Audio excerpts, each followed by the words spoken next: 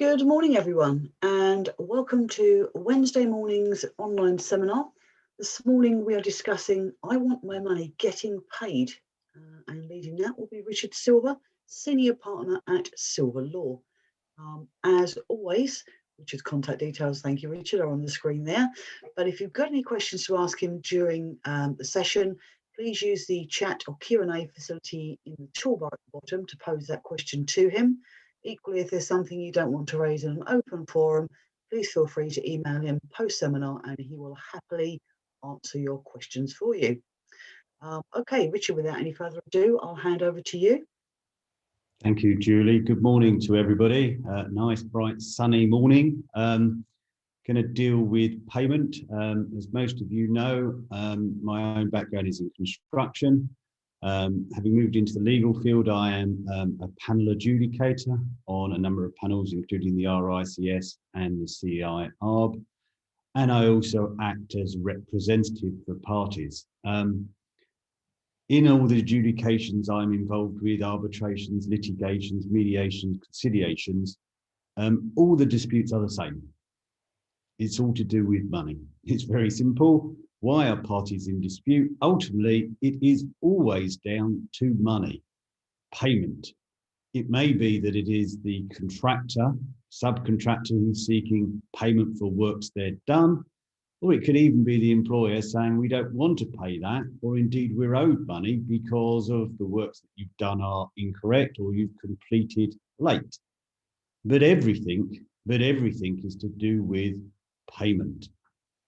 Now, one thing I've found when I've been instructed is that sometimes in reality there is not actually a dispute. It's simply that one of the parties isn't really aware of what their entitlement is. It may be that the employer is unaware as to what the contractor is entitled to be paid, or it may be, even though the contractor submitted his application, it's not put together correctly or is asking for monies that they're not entitled to.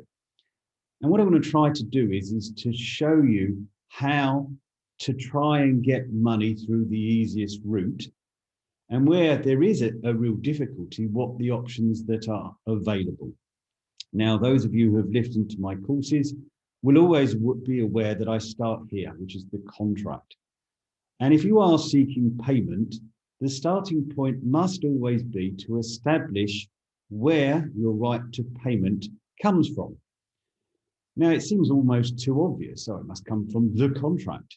But from my experience on a good percentage of jobs, there either is no contract, but rather there is a letter of intent, or it may well be that the contract, albeit issued, has not been signed by both parties. So if you are going to seek payment, number one is establish your contractual right for payment. So let's just deal with letters of intent. Most letters of intent include caps. For example, please proceed with the works up to the value of £1 million. If it has this nature of cap, almost certainly you are not in contract. The second is you must not exceed the amount stated in that letter of intent, even if instructed to do so. So if there is a cap of 1 million, that is all your entitlement. If you need to exceed that amount, you need to get a new letter of intent. Now, should you make the mistake of exceeding the cap in the letter of intent, if the other party pays you an amount over and above the cap, they may well have waived their rights to rely upon that minimum amount to be paid, and you may be able to argue a estoppel. But the main thing with letters of intent is the vast majority of them provide that you are to be paid a reasonable amount. This is different to your traditional tender, where you may be paid based upon a B of Q, a schedule of rates, a lump sum, or something. Under letters of intent, the majority of times you are entitled to a reasonable amount up to the cap. So you should be considering that when making your applications. Now, I'd be interested to know, unfortunately, because we're online, we're not going to be able to ask those that are attending, but how many of you are on letters of intent or have been in the past on letters of intent? but have not claimed payment in your application based upon a reasonable amount. What you've rather done in the vast majority of cases is apply in accordance with your tender, which is deemed to have been accepted. That isn't right. And if you get to where you want and you get the payment, that's fine, but it isn't right. And I'm just going to give you an example. I was involved in a job quite a while ago. It was a job that was not going very well. The reason for that was it was work within central London where there had been an old factory. There was considerable contamination in the ground. And very simply, the contractor within their tender hadn't priced it correctly and therefore was losing a fortune. As is often the case, when people are losing a fortune, they try to avoid it. And that's what they did. They phoned me up and said, Richard, can you come down? Can you look at how we can claim a variation? Can we claim loss and expense? What can we do? When I established it was a letter of intent, it was simple.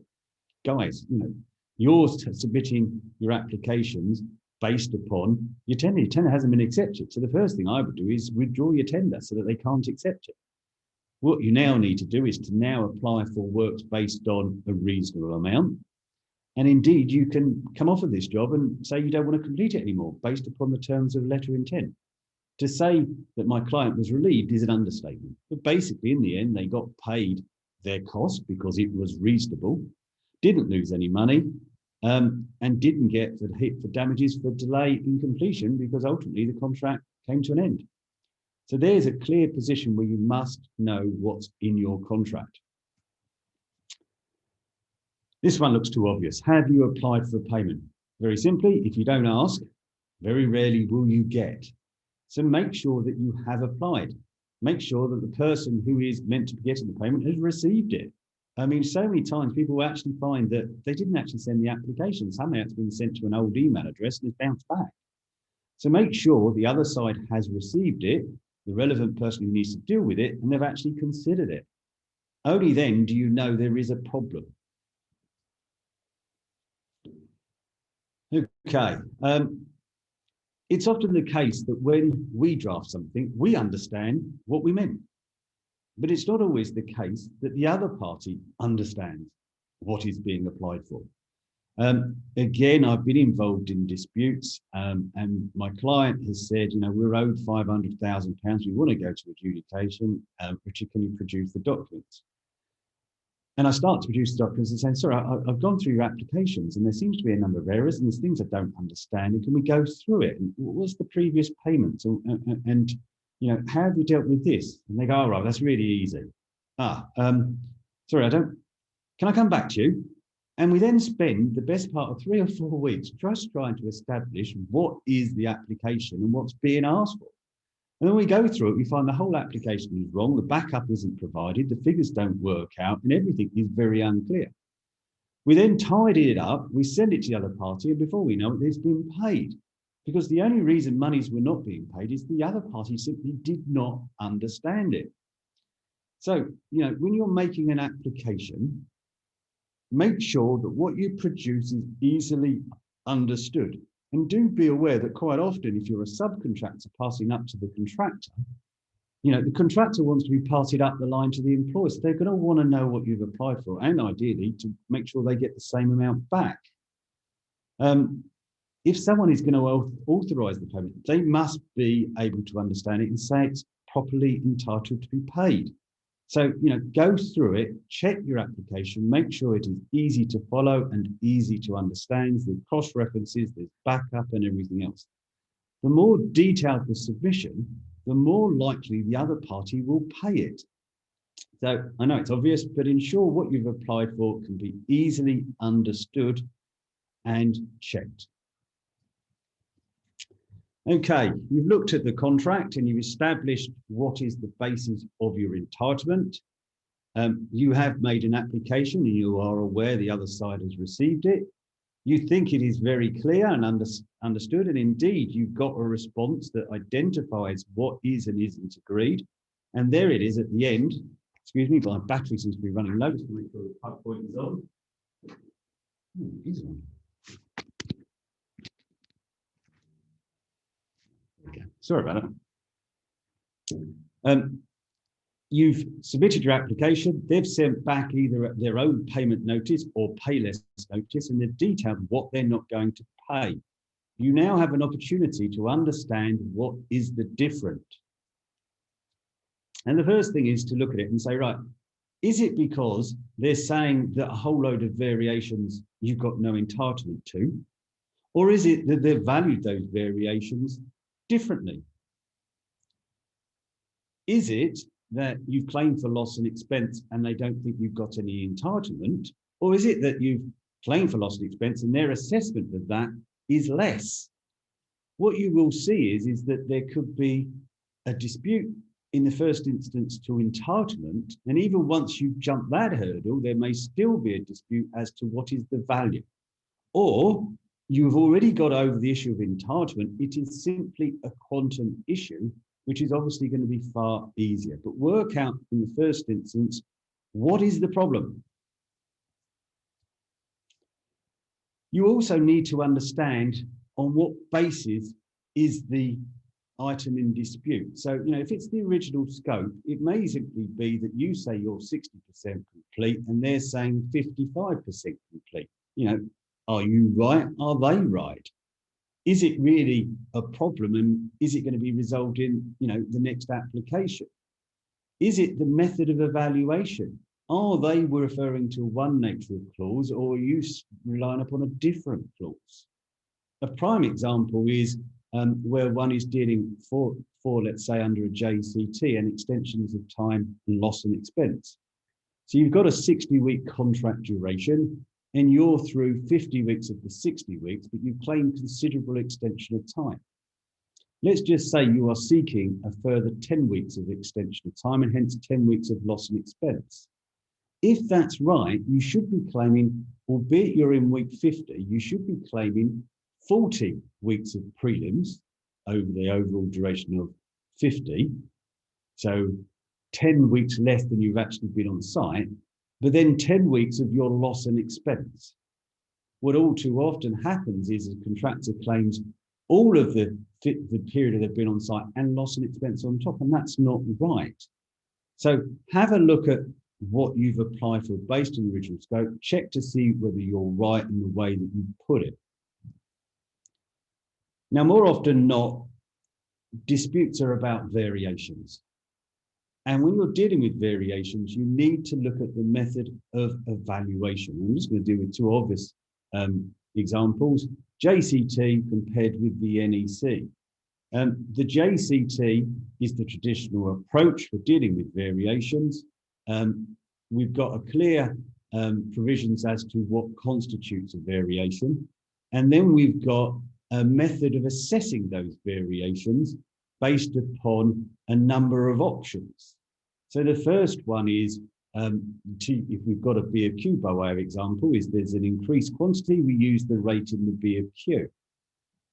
If there is no B of Q, or there is no rate for this particular item, we create a rate either through proratering to the B of Q rates, or in first instance from, let's say, a price book, or it could be by using the quotes submitted from the subcontractors or the suppliers. If that's not appropriate, it may be that it's to be priced upon day works, but we have a whole series of the method in which it is to be evaluated. Now, I've been involved in jobs where, there's a day work account of £500,000. That should just not happen. And quite often, because it's easier and because it's seen that the works are disrupted or otherwise, everybody just simply puts everything on day works and claims it. And that's not right. That's not what the contract says. So when you're dealing with variations, make sure you're valuing it in accordance with the contract provisions. Now, dealing with NEC, if there is one contract that the parties do not follow, it's the NEC. All too often, the parties spend a lot of time considering and agreeing the NEC and the Z clauses. They then sign that agreement, start on site, put that contract into a drawer, and then act as if they're under a JCT form of contract. They don't follow the provisions for the assessment of compensation events, and which includes variations being changes to the works information.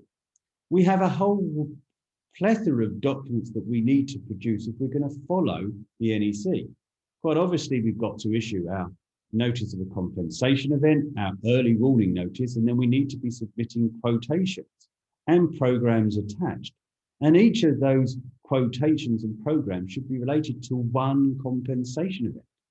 Now, what I find so often is that people deal with the NEC as if the variations are to be valued alone, and then the loss and expense associated with the delay is dealt with separately as one event. Now, that's simply not right. For each and every compensation event, the loss and expense that is claimed should be as part of that assessment. And all too often that does not occur. And even when the contractor does submit it in the right format, more often than not, the project manager doesn't agree with it. But if you're seeking payment, make sure that you've put your quotations under the NEC in the form that's required. Where there is a schedule of cost components, use it and properly break it down so it's easy to follow.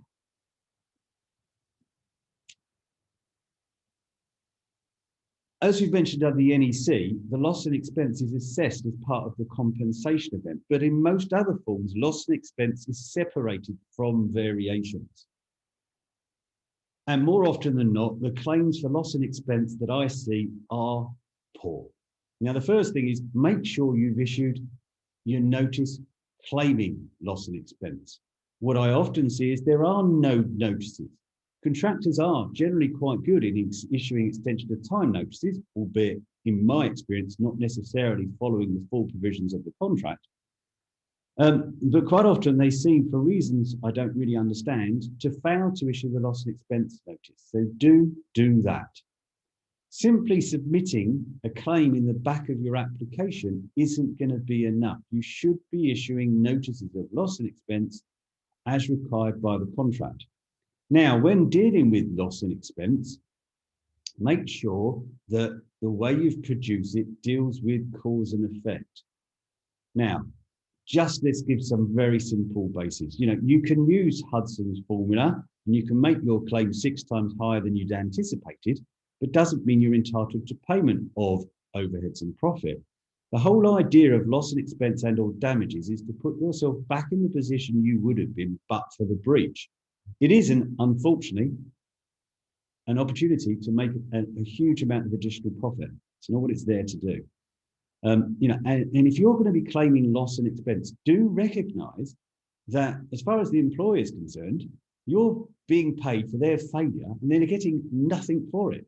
This is simply your claim because you've been delayed and or disrupted. What does the employer get? Nothing for it. So they don't want to give it to you. Now, be aware that under the JCT, certain elements of loss and expense should be claimed as part of the variations. Let's just say that there is a delay during the original period for scaffolding associated with pointing, let's just say. Why can't you claim the scaffolding as part of the variation for the pointing? If you've got a large elements of plant being retained on site and maybe even additional resources and disruption otherwise, it's very possible that lots of these items could be priced as part of the variation account when pricing the variations which have caused delay. And this is going to be so much easier. But number one, when you're pricing loss of expense associated with the variation, the employer sees it as part of the works. He's getting something for it. It is the value of something that he's changed.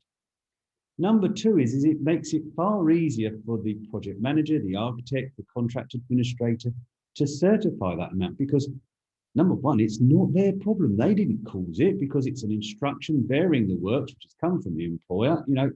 You've asked for it. You should be aware you're going to have to pay this amount. So again, loss and expense is going to be much easier to be picked up in the variation account.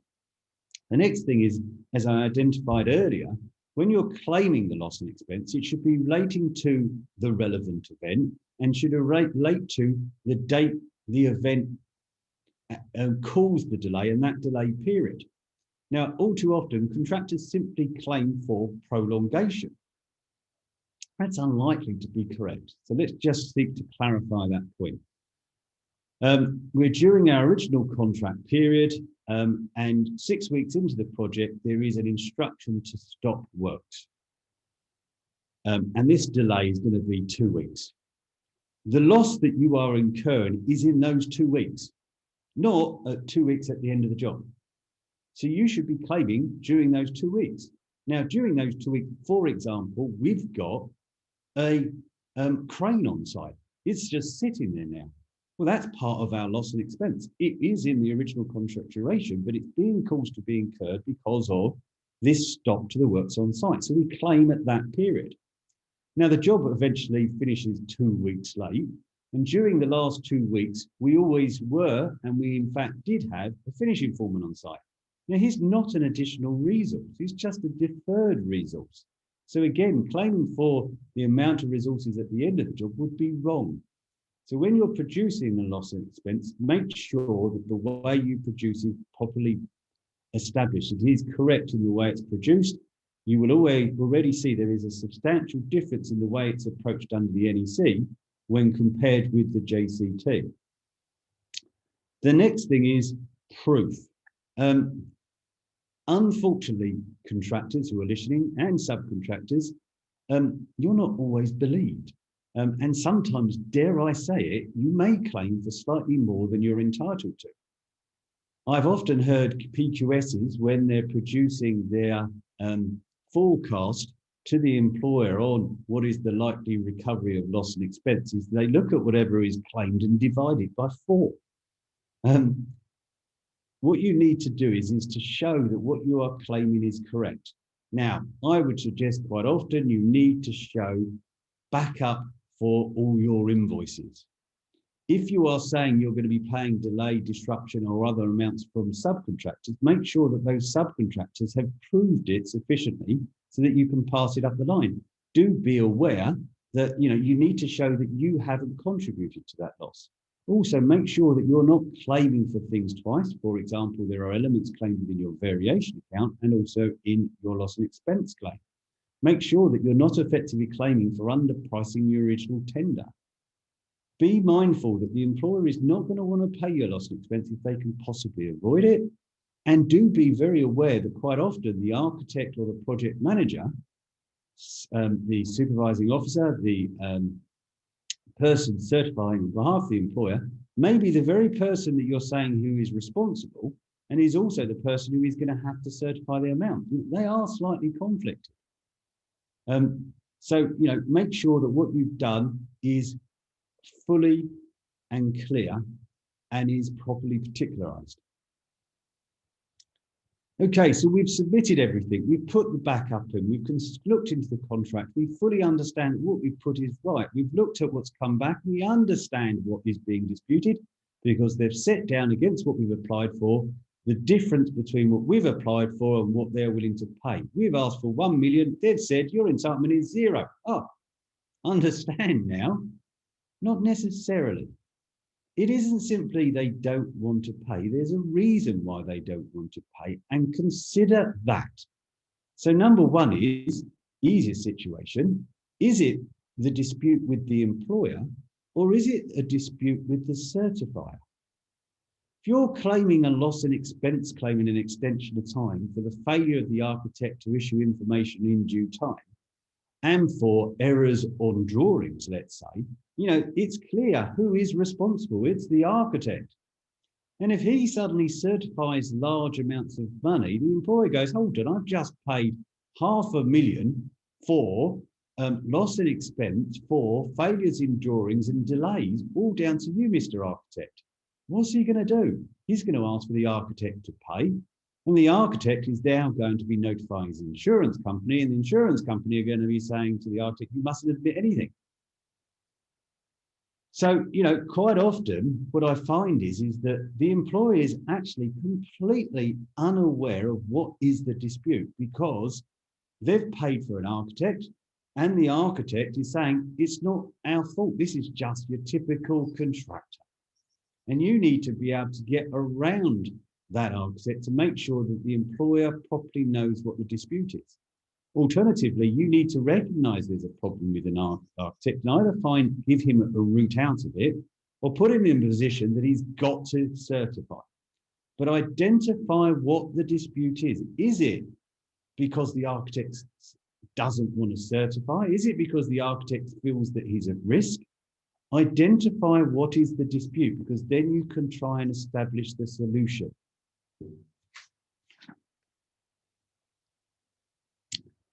Where you're dealing with contractors and you're a subcontractor, be mindful, if the job is going very wrong, the contractor is losing money.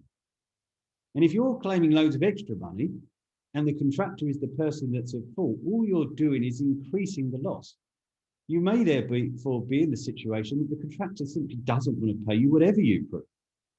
Equally, I've been involved in jobs with employers where the employer says, look, you know, simple. I asked you to build me my £6 million house. And look, in front of me is a £6 million house. Why should you be paid all this additional amount of money? Okay, yes, I've changed everything. And, you know, not one thing is as per the original scope, but hey, it's still a £6 million house. What's the problem? You know, they simply don't understand the nature of the project. They don't understand the impact that instructions, late information, variations cause. And therefore, as far as they're concerned, you know, they're not going to pay you whatever the outcome. You know, if it's where the situation is the problem with the employer and you're the subcontractor, make sure that what you're providing is able to be produced for the contractor to pass up the line. But be mindful that they may not pay you until they first get paid. So establish why they're not being paid. Yes, it may be because they dispute a variation, but why is that variation being disputed? Is it because the architect doesn't want to agree it's a variation? Is it because the employer doesn't want to agree it's a variation? Is it because they don't understand? Look into what the reason is, because only once you've established the reason can you then seek to establish what the solution is. Okay, we've found out what the dispute is. We've found out why they dispute it. We know who's responsible, whether it be the CA, should it be structural engineer, the client, someone else. You know, we know what the problem is. First thing is get it into correspondence as early as possible. Use things like photos, anything possible to explain the situation. Put your correspondence in a form that can be easy to understand and simple. Try not to use, you know, rhetoric that is going to put the other party's back up. Simply state the facts. Now, quite often I read documents, you know, the correspondence, and I say, I don't really understand what you're saying, you know, because the correspondence is so emotive. Just put down in bullet points, short sentences, no flash words, why you're entitled to payment.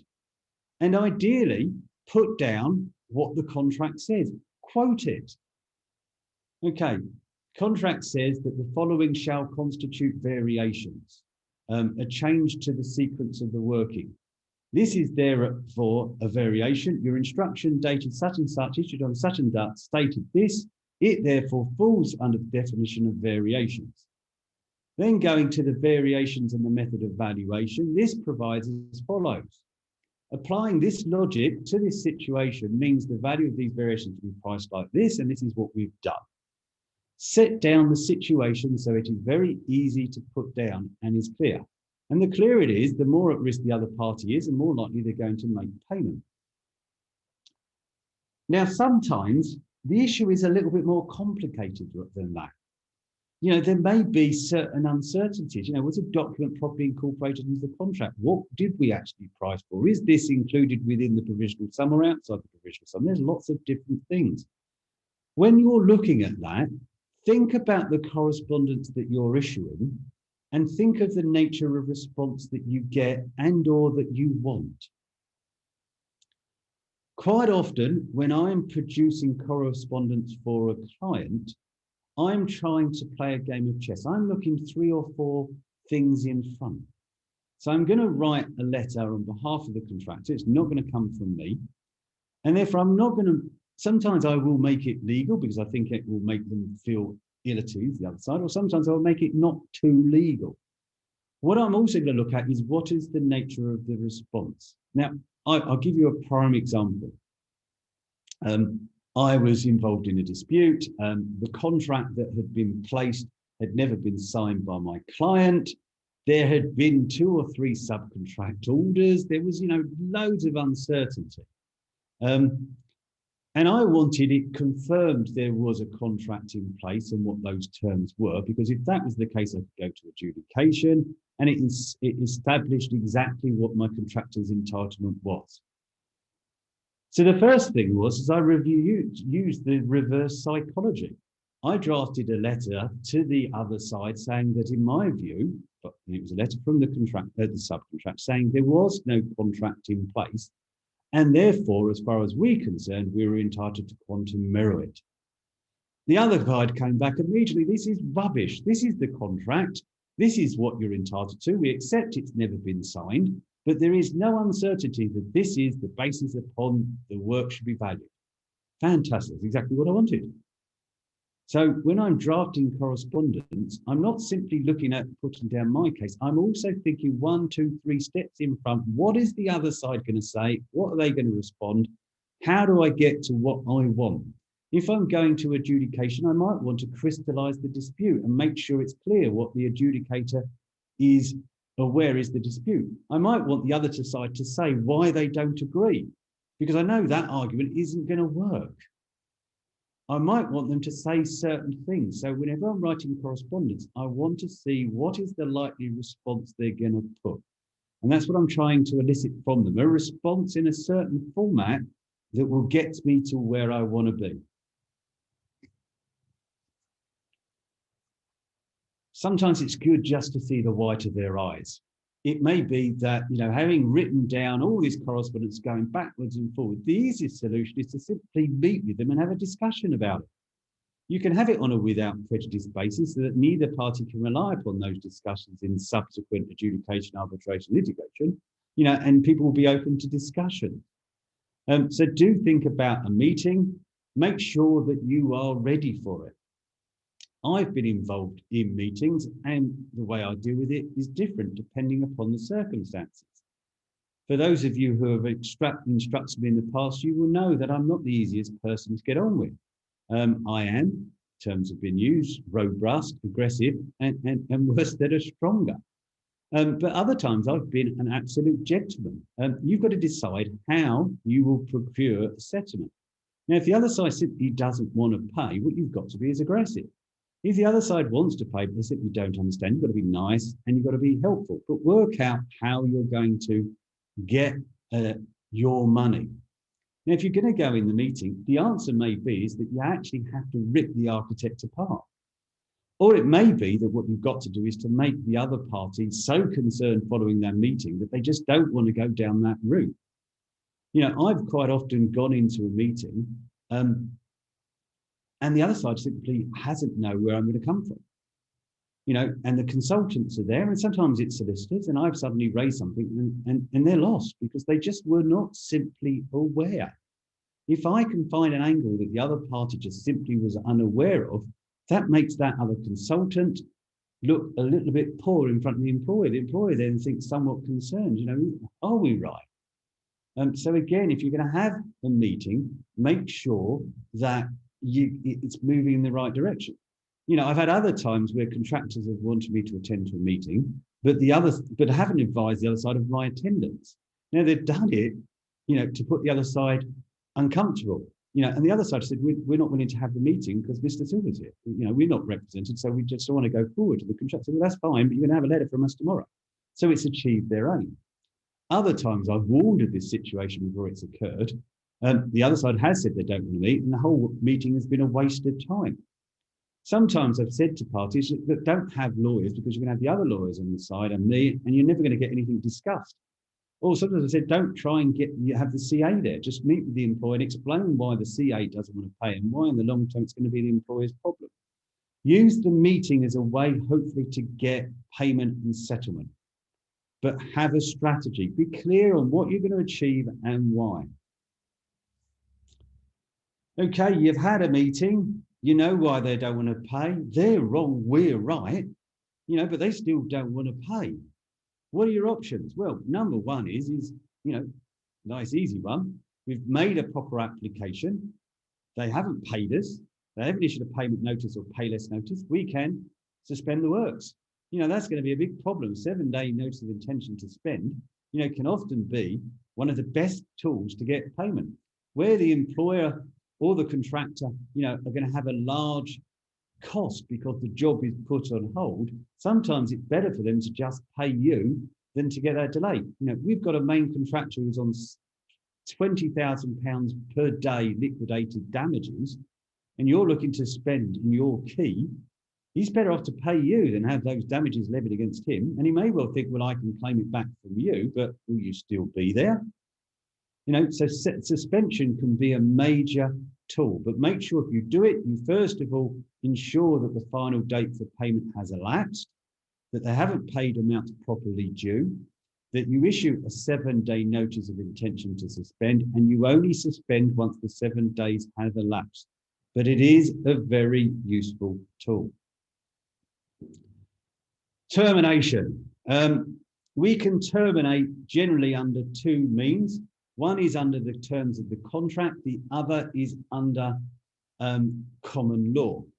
Where you terminate under common law, the contract comes to an end. It does not any longer exist. Under the contract, where you terminate, the provisions in the contract continue to apply. And you'll see, for example, in both the JCT and NEC, provisions stipulate what happens post-termination. So if you terminate under the contract, those terms will apply. Where you terminate under the common law, those terms disappear. You know, you're then into a situation that there aren't generally any terms because there is no longer an agreement in place. Yes, you can go to adjudication, arbitration, and everything else, but the payment terms are almost certainly have come to an end. And therefore, absent payment terms, on termination, you're instantly entitled to be paid whatever is due to you. And thereafter, the scheme will apply. So if you're going to consider termination, decide whether you're going to go under the terms of the contract or at common law. There is risk with both. If you seek to terminate under either and you do it wrongly, you will have been deemed to repudiate the contract, committed a breach of a condition of a major term, and therefore the other party can accept that repudiation and then terminate themselves and go after you for damages. That's what happens in every situation. Whenever a person seeks to terminate, the other one blames them and says, you can't, you've now repudiated, and therefore we terminate. And we therefore all go off to arbitration, adjudication, litigation. So termination is the last resort, but sometimes there is no other option. If you're going to terminate under the common law, make sure that you have a right to do so. It must be a breach by the other party that is so substantial, it effectively completely undermines the contract. For example, they take away work from you and seek to give it to others. They're failing to pay you not just one application, but the last 12. They've gone insolvent. Make sure you have a right to terminate under the common law. I would strongly suggest, if you're looking to terminate under the common law, get legal advice. Where you're terminating under the contract, it's a little bit easy because it says what the grounds are, and you make sure that those grounds apply. But then in so doing, make sure you follow the provisions of termination. Most contracts provide for the issuing of 2 notices. They also set down the means by which those notices must be issued and what the contents of those notices are. Make sure you fully comply. If it says send by courier, then send it by courier. If it says that send by hand, then send it by hand. If it says that it has to be a 7-day notice, make sure it's 7 days. If it says that between the first notice and the second notice, a period of 14 days must have elapsed, make sure it's 14 days. If it says there is a window of 21 days in which to issue the second notice, make sure you issue it within that 21-day window, and so on and so forth. Again, you know, all too often parties had a right to terminate under the contract, but do it wrongly. So be warned. Obvious. In this situation, I would strongly advise quite often seek legal advice. It is not uncommon for a party to come to me and for me to say, what you're asking for is wrong. You are not entitled to what you are claiming, but you are entitled to something completely different. And indeed, this is a much better argument. And indeed, you're entitled to more money. That is often the case because people work on the basis of the wrong contractual right. I've already given the example of letters of intent as opposed to contract. They're relying upon the wrong terms. They simply don't understand the contract. So, it may be that by instructing someone to assist you, they may help you. Now, I am biased. I have worked with a few of my clients and they have got commercial advisors, but they aren't legally qualified. And what has been put forward is simply a wrong. I've dealt with a dispute fairly recently concerning specified perils and a water leak. And it was all made slightly more complicated because under the contract, in theory, the insurance was meant to be taken out by the employer, but hadn't, and instead had been taken out by the contractor. So we've got a contract in place that says one thing, but what has actually happened is another. Because the contractor has had to call upon his insurance, the employer then thinks it's really the contractor's problem. The contractor then completed the works following the leak, let's just say within 30 weeks. But the employer says, well, I don't think you should have taken 30 weeks. You took far too long. Your insurance company took too long. And therefore, as far as I'm concerned, I'm going to hit you for 10 weeks worth of liquidated damages. And the parties were arguing on that basis. And I said, well, hold on, to my client, you're arguing the wrong case here. The point is very simple. The contract provides that the employer's insurance is in place and that anything that is associated with this delay is a variation. That's it. So it's a variation, and anything that's caused by that event gives you both time and money. Oh, he says, I didn't know that. And suddenly we've got a much better case than where we started.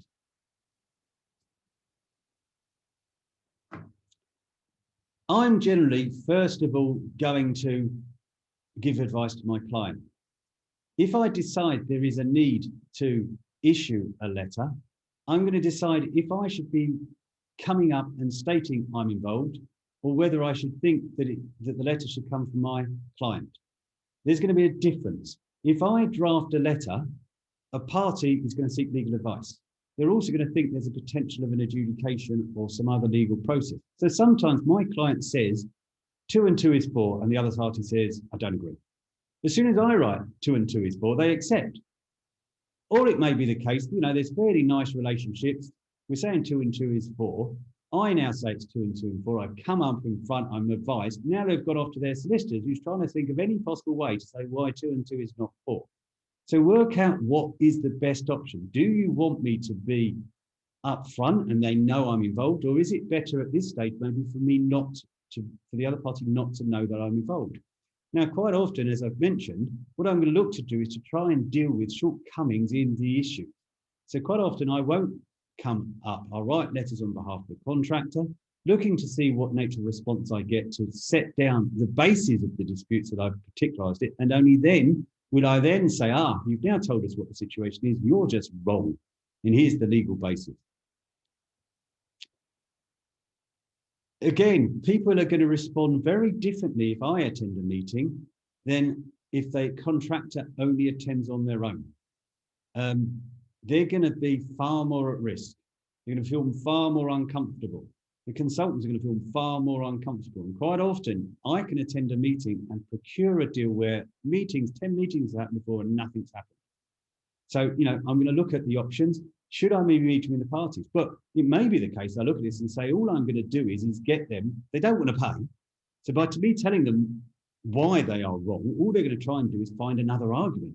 So I don't want to tell them anything. I don't want to meet with them. All I want to do is to commence an adjudication where they're not ready for it. So I need to think whether there is a benefit in meeting with them. Next question is, do you want to warn them of potential legal action, or do you want to take legal action so they're not aware of it and thereby not possibly ready for it? There is quite often the potential is enough. You don't need to go through the legal process. All you need to do is to set down your position, state that should you not respond to this matter within the next 14 days, we shall refer this matter to adjudication, or we think that a dispute will have crystallised. That may push the other party to think, I don't really want to go down that route. So, okay, if you really that, we'll come and discuss things. We'll try and come to a settlement. Or it may be the case that they're never going to pay. They just don't want to pay. And therefore, there is actually no benefit in giving them a pre-warning. Just go to adjudication straight away. If you're going to go to adjudication, make sure that you identify what is the nature of dispute and that you've crystallised it. What you maybe want to go to adjudication is whether item A is or not a variation. Or you might want to go on, is it a variation and what is it a value? Or is it 12 variations that are the main ones and we want to go on those only? Do we want to go on matters of principle? Do we want to go on the whole account or just parts of the account? You know, depending upon the adjudication is going to dictate the outcome. The more you put in, the more complicated, the more risk there is. You know, you've got, loads of amount you think it's a bit speculative. There may be a benefit going kitchen sink and the other side being so panicked that, you know, they try and settle. Or it may be the case that you simply want to go with a couple of items that will unlock the door. Consider what is the best process of going to adjudication and have a clear strategy. Arbitration litigation, sometimes the disputes are so big that you can't go to adjudication, or they're so uncertain, or they're not really appropriate to go to adjudication. My view is that generally, nearly always I would prefer to go to adjudication because arbitration and litigation are so expensive and time consuming, they create a problem. But there may be cases where they are a benefit, particularly where there's going to be large costs, because obviously legal costs are not recovered in adjudication. And it may also be the case that the other party just hates arbitration and litigation. And therefore, if you start one of those processes, you know, they will look to reach a compromise, particularly if litigation where it's going to be, you know, made public, a particular organisation may simply not like that because it's going to cause them a major problem. Perhaps because possibly, you know, it's going to be the end of their financial year and they do not want an arbitration and litigation notice being issued, but they've got to show that in their accounts or they're being sold. These sort of problems can cause them a major problem. If you are going to go through litigation, you need to go through the PreAction Protocol for construction and engineering disputes. That's the issue of a letter of claim followed by a letter of response and thereafter without prejudice meeting. That process, there is a precursor to litigation, but it may result in the settlement of the dispute. So it can in itself be a good process. It also says to the other side, I'm coming after you and I'm going to go to litigation, even when maybe I wasn't. So, you know, consider whether that is an option to try and assist you. Mediation and conciliation. You know, a number of organisations have told me it's been very successful. The responses are very good. Consider about that, but consider who is the best mediator and consider whether you need representation and consider how you're going to put the case forward to the mediator. Consider the process and how you're going to deal with it. Last one is bankruptcy and insolvency. You know, sometimes the simple question is that will panic the other side or they simply do not want to be in that situation. And therefore, the process itself will be sufficient. Sometimes, however, it's simply a case that the other side hasn't got enough money to pay all their debtors. So if you get in first, you're more likely to get your money. So that's another option. I've then put at the end of these notes all the provisions in regards to the Construction Act, because one person, delegate did ask for that. I haven't got time to go through that, but we'll be doing a course in subsequent weeks, I think it is, on the Construction Act and payment terms. I hope that's been useful. Julie, are there any questions? Currently, no, we don't have any. So if anyone wants to ask a question, now is the time to do so. It would appear that you have explained that beautifully, so no one has the need to ask. Thank you for that. Thank you for your time this morning, everyone. Thank you for your time, Richard. As Richard had mentioned earlier, if you wish to contact him directly about anything on this topic, it's richardsilver@silverllp.com. Tomorrow evening, we are back with Mohammed Haq in the latest in his Adjudication Matters series, where he'll be talking about defending a claim. If you'd like a place in that, please email me on seminars@silverllp.com. Thank you again, Richard. Thank you, everyone. Hope everyone has a great day. Looks like the sun's come out. So thank you very much indeed. Speak to you soon. Thank you all.